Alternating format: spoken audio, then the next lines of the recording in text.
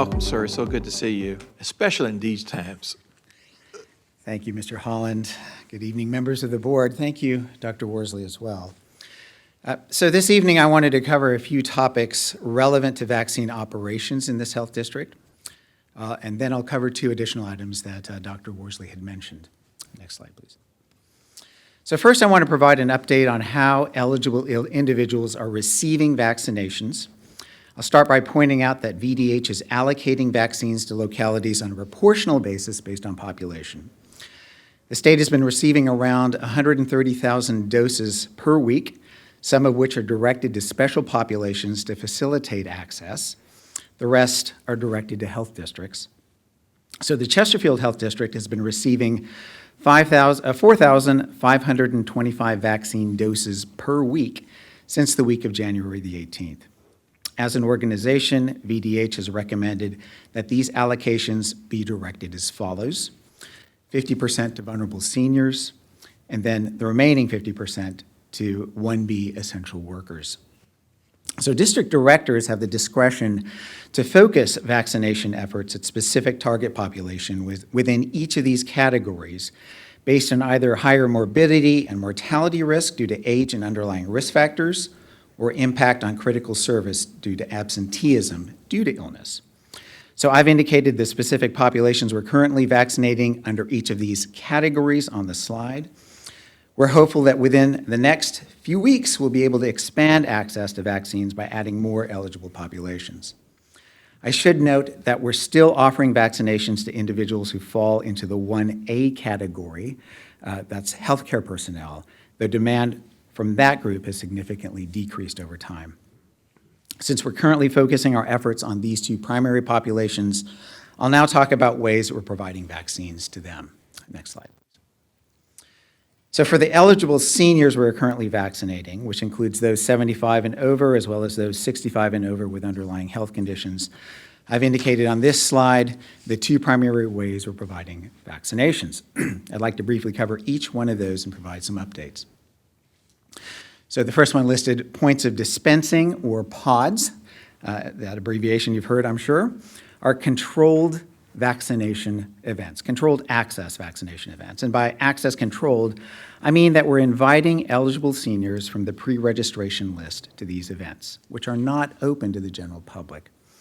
To date, we've offered 18 of these PODs and have averaged 405 people coming through and getting shots at each of these vaccination events.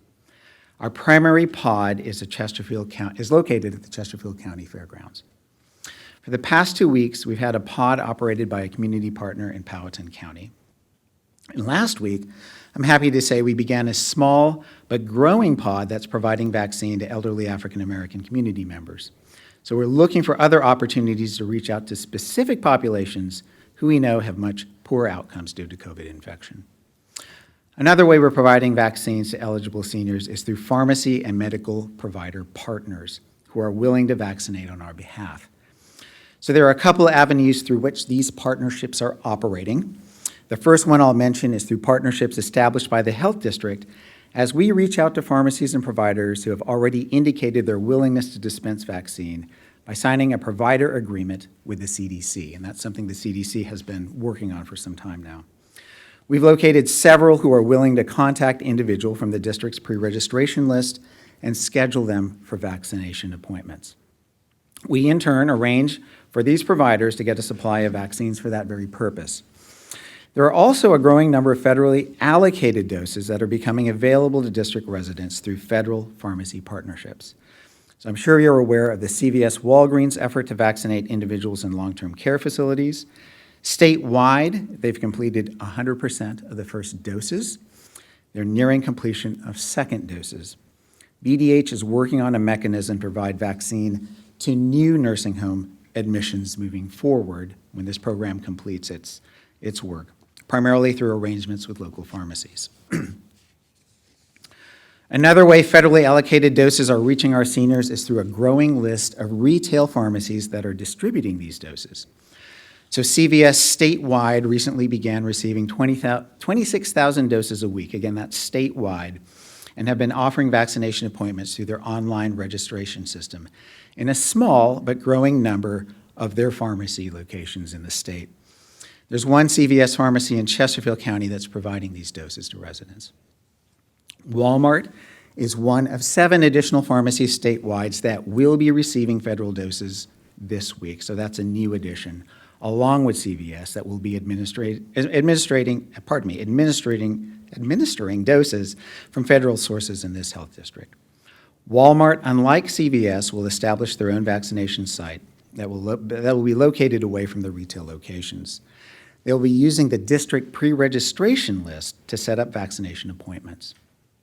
It's also my understanding that Walmart will provide vaccines here on a rotating basis as it moves its dispensing location to other areas of need before returning. The final point on that slide is with respect to essential workers. So the health district has been very fortunate to have strong partnerships with local governments who have been willing and able to vaccinate their own employees who fit the 1B categories I mentioned in my last slide. With respect to Chesterfield County, I've been deeply encouraged by the strong partnership we have with Chesterfield County Fire EMS, who have gone above and beyond, not only vaccinating county employees, but volunteering to take the load off health district resources by vaccinating some critical infrastructure state agencies based in this county. Fire EMS is also vaccinating 1B childcare and pre-K through 12 private schools, who we at the health district simply haven't been able to get to yet.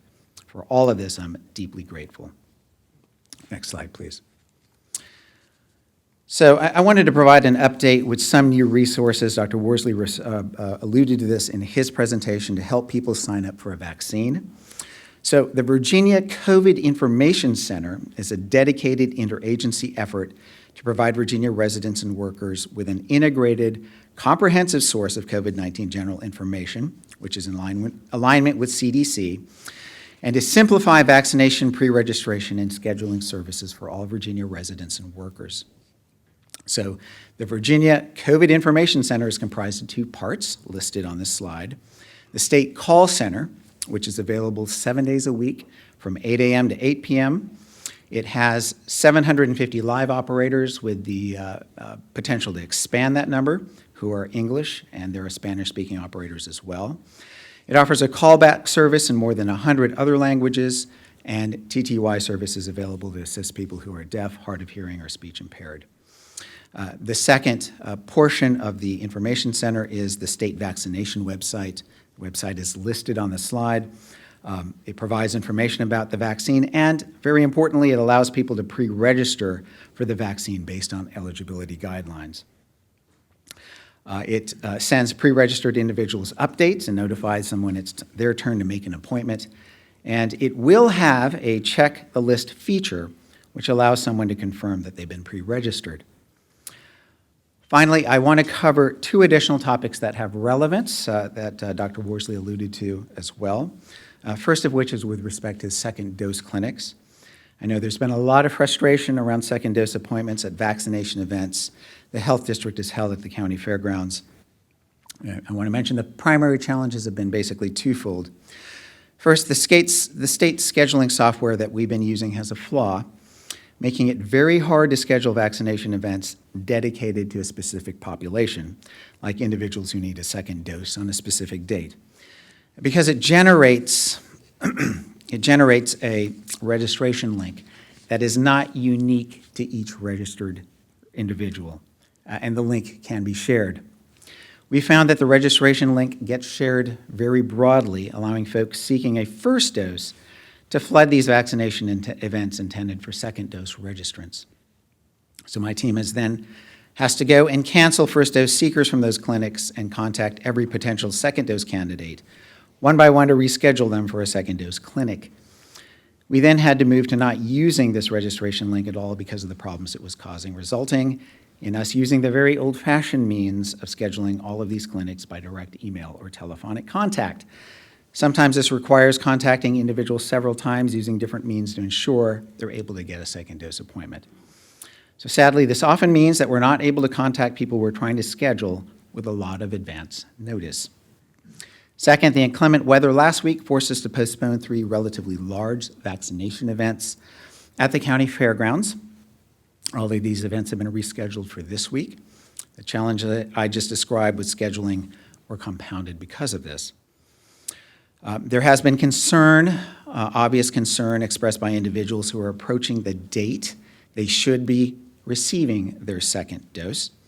I will mention that there is allowance provided by the vaccine manufacturers and affirmed by the CDC, which extends the time between the first and second doses of both the Moderna and Pfizer vaccines to 42 days, or 6 weeks, without compromising either the safety or effectiveness of either vaccine.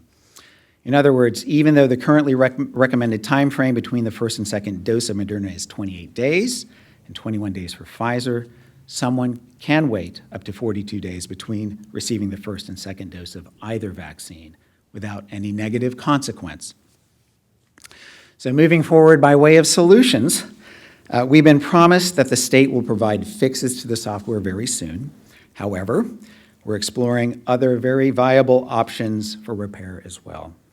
I expect that very soon the shared link challenge will be solved and we'll be able to schedule second dose clinics before folks leave our vaccination sites after receiving their first dose. The second item I just wanted to bring you up to speed on is with regard to the recent spike in deaths noted for this health district. So day before yesterday, the VDH website reported a number of additional deaths in this health district that had COVID-19 listed as a cause. Upon further investigation, we learned yesterday that 40 deaths that occurred in the district between January 1st of this year and February 16th, 2021, were added to the COVID mortality data webpage on the VDH website just this past weekend. Most of these deaths occurred between January 27th and February 15th, 2021, which corresponds to a high point in our district case numbers. For some of these individuals, we believe COVID-19 infection compounded an underlying health condition, like heart disease, for example. Sadly, these data dumps happen from time to time. We have no control over them at the district level. Our understanding of what happened in this circumstance is that the state VDH Vital Statistics team was only able to gain access to the 2021 death certificate data late last week. The data is initially sent to the CDC for review and appropriate coding by cause, and this is a statewide issue regarding the way the data was reported. This district is not unique in seeing a large number of deaths recorded during the same time frame. I thank you very much for your time and happy to answer any questions. Thank you. Thank you. Any questions from board members or comments? Mr. Chairman? Yes, please. I did get a couple of calls from some citizens asking about the snow days and how they were canceled. You know, the vaccination sites were canceled for those snow days and how those were being made up, if there were extra locations or extra days where those would be makeup days, or how that was actually filtering through. Right.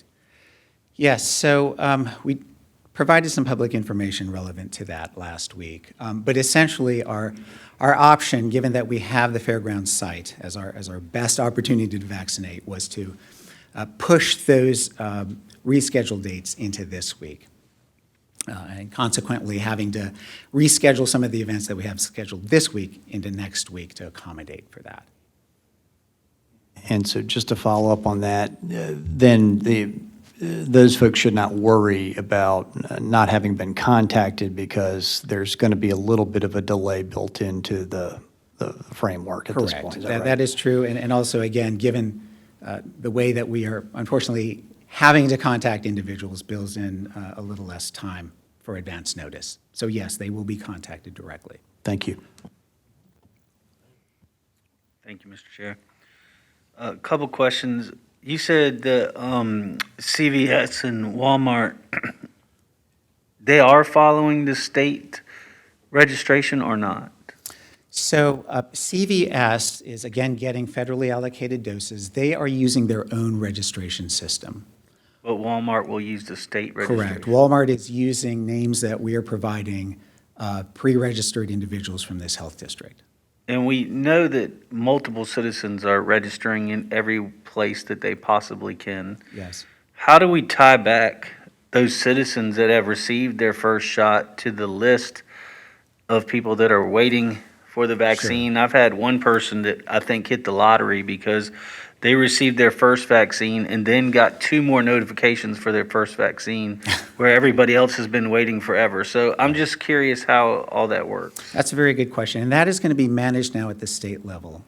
So the data that we will get with regard to individuals who have been vaccinated comes from the Virginia Immunization Information System, or VIS for short. So that pretty much flags folks who have been vaccinated. That is going to be cross-referenced in an automated fashion with folks on that pre-registered list. Those who don't get vaccinated, of course, will remain on that list. So those who have gotten their first doses will be indicated as such. Those who have gotten their second doses will be removed from the list. It's my understanding of the process. So, and just to throw in another one, the VA, does all of that come back to the state so that if somebody, because I've also heard people that signed up for with the health district and then the VA called them and said, hey, we got a shot for you, and they went and got it over there. So I'm just trying to understand how all these different processes tie back together. Systems coincide. That's a good question. I really don't know. My understanding is the VA system is supposed to be completely separate. Whether that be VA state or VA federal, I can't speak to, but I do not know if they're tied into the state pre-registration system. And then the other question that I have is, how are you prioritizing the people that are receiving the vaccine? Is it by how they signed up for it, or is there some other method that's now in place? Yeah, so it is a time of sign up, but also if they fit the eligibility criteria that I mentioned. So at least for our senior populations, those individuals who are 75 plus, 65 plus with underlying health conditions, again, by when they have registered. Mr. Chair. Mr. Carroll. So with the delays, I imagine that there were some people who were probably scheduled for their second shot. So is this something they need to be concerned that their second shot's being pushed additional week out? Because I'm sure there are some people who knew that they were supposed to have their second shot on those days, and now they're trying to scramble to get rescheduled. What information can you provide for those people who may be concerned about that? Yes, I think the big important information is that there won't be a delay that should concern them with regard to the effectiveness of the vaccine. They will be vaccinated within that span of 42 days from when they got that first dose. I think that's the most important information. The only other piece, again, is apologizing for the frustration they will face given our current scheduling system, but they will be reached out to by members of our staff. Caitlin. Thank you. So the question that I have is if we're only getting 4,500 doses a week, and if we're pushing these out, are we then not also potentially losing the opportunity to use 4,500 a week? I mean, it seems like, is there a way we can double that up? What can we do to help you make sure you're maximizing every dose you're getting as fast as you're getting it? Right. Yeah, no, based on the way that we've kind of designed our strategy over the next couple of weeks to accommodate for this issue, that should not be a concern. We are, again, using our provider partnership network to take some of the load off of our pods kind of in this interim period of having to, again, reschedule. But there is no risk to losing future doses because of the need to reschedule because of the inclement weather situation. So you're still using all the doses you're getting, you're just using them through an Correct. alternative? Absolutely. We're using them through alternate Through your routes. partners, and then coming back to the folks that sort of got pushed out? Yes, ma'am. Any other questions or concerns? Yes. One other question, Dr. Samuel. Looking ahead at doses, do you foresee the amount coming up at some point, and are you getting any sort of a projection from the state Yes. or feds in terms of when this supply is really going to open up and start making Right. making it rain vaccine in Chesterfield? Sure. I have every expectation that we will see increases in our supply relatively soon. I mean, we have been told that the state should be getting an increase in allocation very soon, which will, of course, be reflected in our district doses too. So we will be working closely with county to work on planning for that. One last question. So local doctors that want to sign up to do this, what's their procedure for anyone who may be listening at home who's Right, saying, I yeah. want to get it for my practice to start putting it out? And if they do get it, would they be utilizing just their patient list, or would they also be working with you on the state list? That's an excellent question. So what we have been doing, again, is reaching out. We have staff members who are reaching out to providers on a list that's provided to us from the state. Really, right now, our primary criteria is requesting that any of these partners use the pre-registration list to, again, honor those individuals who have already signed up. Some practices are able to do so because they have the scheduling capacity. Others simply aren't ready to do so yet. So we have a number, 10 to 12, who are I would say, very faithful to this process, and that number is growing as well. So there are pros and cons of that. If you use the pre-registration list, that does require that individuals have to travel and not necessarily see their provider of choice. But it is, again, that additional outlet for providing vaccinations, I think, in an effective manner. Mr. Chair, I apologize, I have one more question.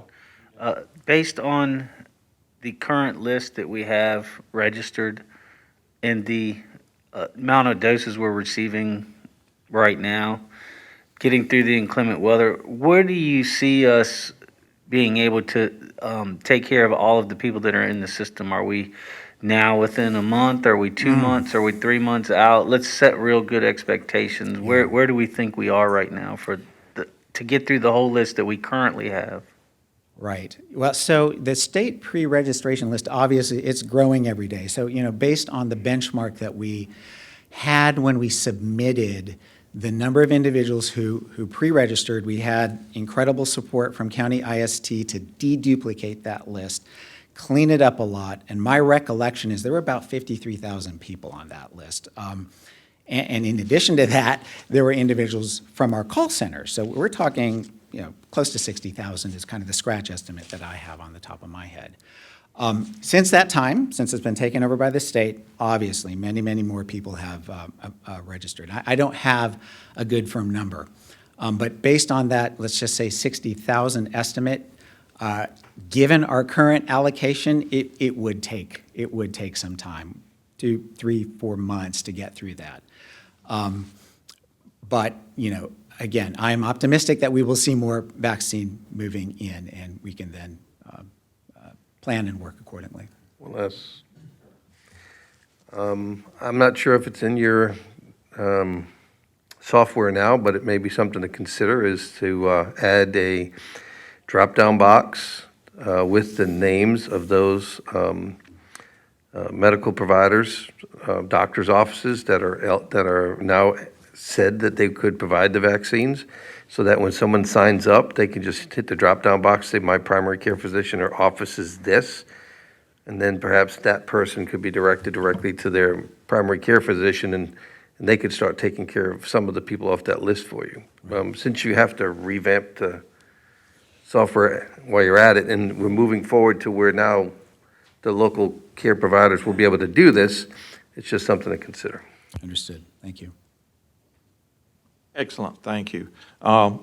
Greatly appreciate Dr. Samuels, Dr. Worsley, your being here. To reiterate briefly, you mentioned one number I wanted to re-emphasize. That was 42 days after the first dose.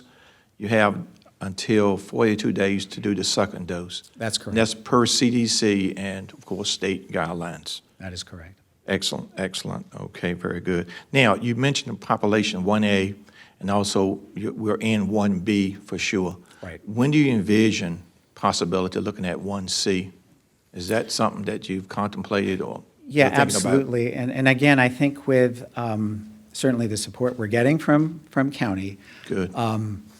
I can't offer an exact time frame at this point, but I will say that we are looking at that data to be able to make those projections. And hopefully within the next couple of weeks, we can start entering broader categories of essential workers. Thank you very much, sir. We appreciate your being here. And you're certainly working with Colonial Heights and, of course, the County of Powhatan as Townsend well. County, correct. Them as well, very closely. Thank you. Thank you.